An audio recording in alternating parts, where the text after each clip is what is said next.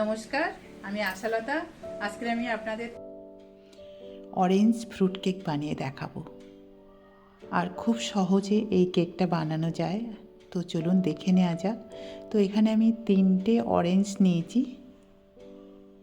তো অরেঞ্জটা একটু দেখে নেবেন যেন মিষ্টি হয়।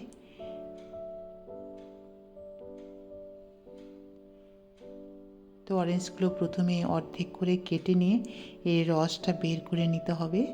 আপনারা রেডিমেড যে অরেঞ্জ জুস পাওয়া যায় সেটাও আপনারা ব্যবহার করতে পারেন, তবে আমি এখানে এমনি অরেঞ্জ বাজার থেকে কিনে এইটা আমি ব্যবহার করছি। আর এই সময় বাজারে অরেঞ্জ অনেক পাওয়া যায়। তো যাই হোক, এইভাবে আমি সব রস বের করে নিচ্ছি। এবারে আমি রসটা ছেঁকে নেব।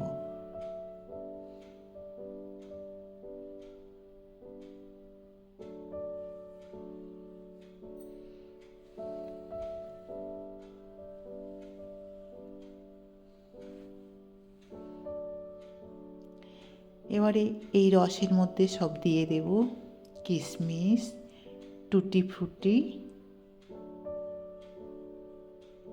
ব্ল্যাক কিশমিশ,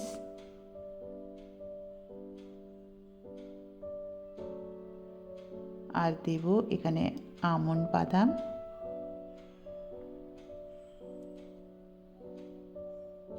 আর এটা রোস্টেড পিনাটস।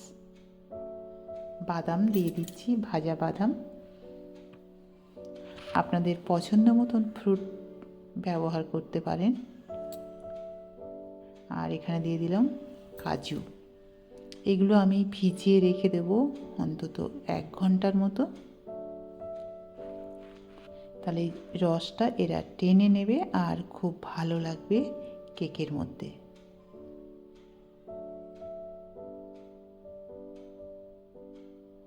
এবারে একটা জায়গায় দিয়ে দিচ্ছি চিনি। এখানে 3 চামচের মতন চিনি নিয়েছি। আর কড়াইয়ের মধ্যে দেখুন চিনির রং চেঞ্জ হচ্ছে, ক্যারামেলাইজড করব এটা আমি।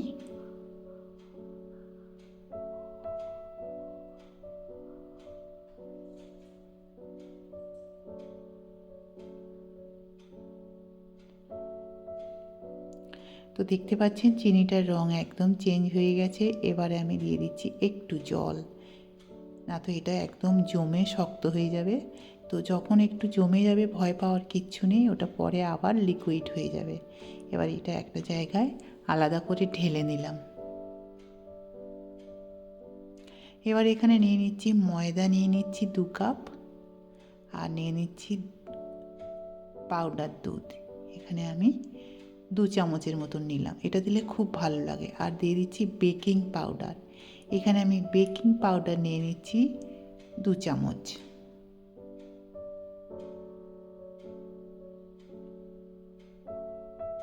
দিয়ে ভালো করে এটা একটু চেলে নেব।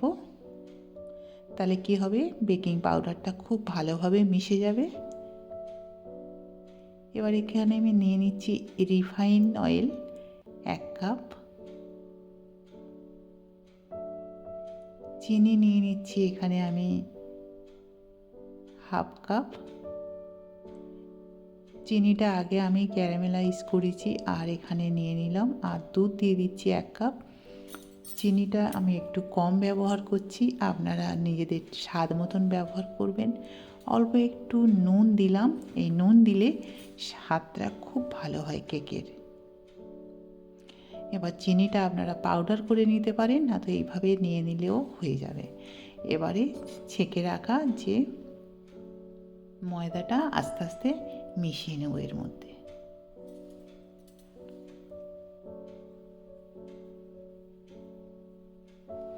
এবারে দিয়ে দিচ্ছি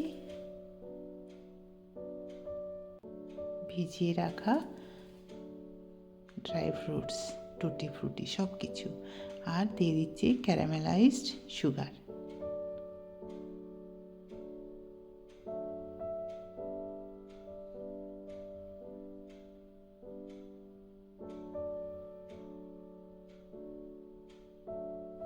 দিয়ে আবার ভালো করে মিশিয়ে নেব।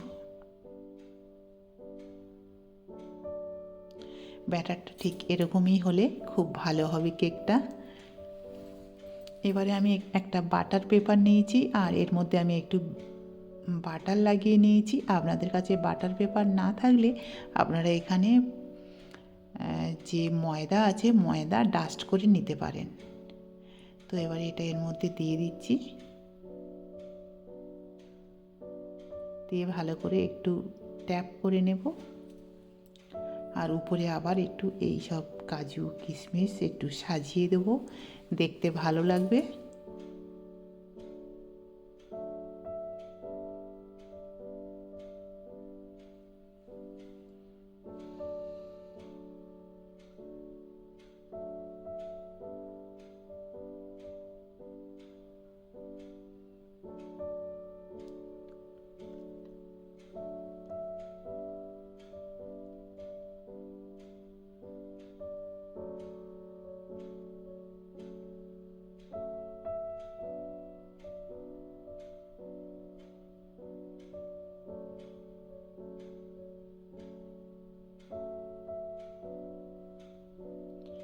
এবারে একটা কড়াইয়ে আমি নিয়ে নিচ্ছি নুন। কড়াইটা আমি এখন জেলে দিয়েছি, গ্যাস জেলে দিয়েছি। নুন দিয়ে একটা স্ট্যান্ড দিয়ে দিলাম, দিয়ে ঢাকা দিয়ে প্রিহিট করব। এটা অন্তত 5 থেকে 7 মিনিট প্রিহিট করে নেব।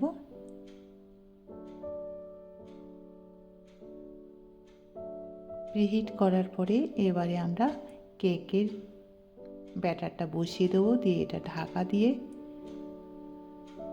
বেক করতে হবে অন্তত 40 থেকে 45 মিনিট। এবারে আমরা চেক করে দেখছি একটা টুথপিক দিয়ে, তো টুথপিকটা একদম দেখছেন ক্লিন আছে, একদম কেক রেডি হয়ে গেছে। এবার এটা ঠান্ডা করে আমরা এটা বের করব।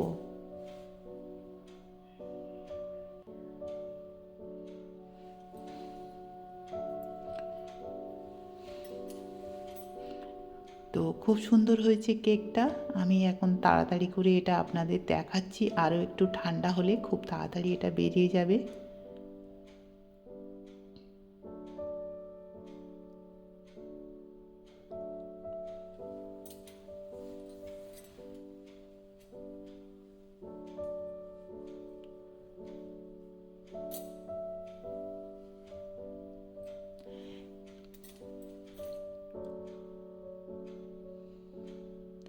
তো এবার একটু সাবধানে এই বাটার পেপারটা তুলে নেব।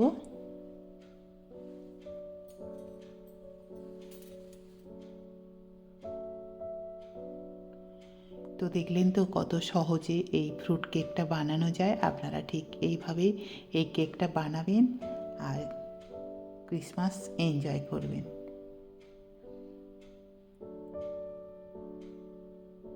তো কেমন লেগেছে এই কেকের রেসিপিটা আপনারা অবশ্যই কমেন্ট করে জানাবেন।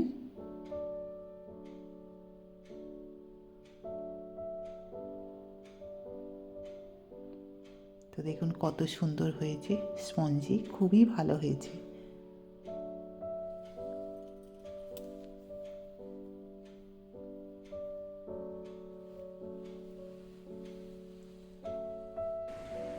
আমার এই রেসিপিটা যদি আপনাদের ভালো লাগে তাহলে লাইক করবেন, শেয়ার করবেন, সাবস্ক্রাইব করবেন আর আমার বেল আইকনে ক্লিক করবেন, তাহলে নতুন নতুন ভিডিওর সাথে আপনারা আপডেট থাকতে পারবেন। নমস্কার।